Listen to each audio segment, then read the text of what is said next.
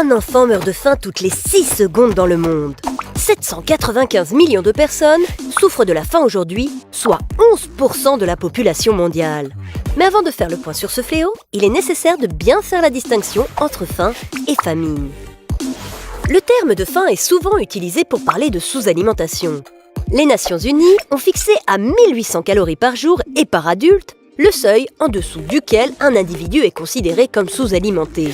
La famine, elle, est déclarée dès lors que plus de 20% de la population d'une région a un accès très limité à la nourriture de base, que le taux de mortalité est supérieur à 2 personnes pour 10 000 par jour et qu'une malnutrition aiguë touche plus de 30% de la population. Aujourd'hui, les pays en développement sont particulièrement touchés. Une personne sur 7 souffre de sous-alimentation. En Afrique subsaharienne, plus d'1 personne sur 4 reste chroniquement sous-alimentée et c'est l'Asie, région la plus peuplée du monde, qui compte le plus d'affamés. 526 millions! Depuis fin 2016, la famine sévit dans 4 pays. Le Nigeria, la Somalie, le Soudan du Sud et le Yémen et menace 20 millions de personnes. La faim tue, mais pas seulement. Au-delà des conséquences psychologiques dramatiques, les carences alimentaires affaiblissent les individus et les rendent plus vulnérables aux maladies et aux infections, comme le choléra par exemple.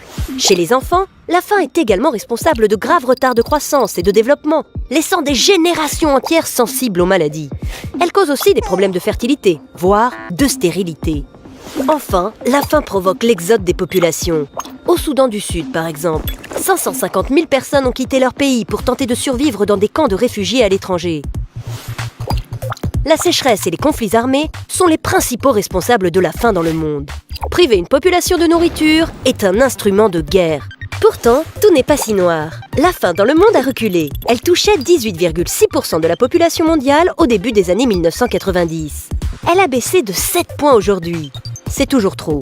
Et pour cause, l'Organisation des Nations Unies a délivré un message alarmant en février 2017. Les pressions sur les ressources naturelles de plus en plus intenses, les inégalités qui continuent de se creuser et les répercussions négatives du changement climatique compromettent la capacité de l'homme à se nourrir par lui-même à l'avenir, souligne l'organisation. Alors, quelles solutions peuvent être envisagées pour essayer d'endiguer ce fléau ?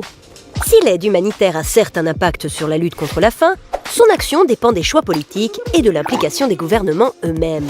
La stabilité politique est la première condition pour créer un modèle d'agriculture durable qui inclut les populations locales, pour élaborer des projets de développement et réduire ainsi la pauvreté et l'insécurité alimentaire. Mais à notre échelle, il est aussi possible d'agir. 1/3 de la nourriture produite chaque année dans le monde destinée à la consommation humaine est perdue ou gaspillée. Or, le gaspillage alimentaire accapare 28% de nos terres agricoles.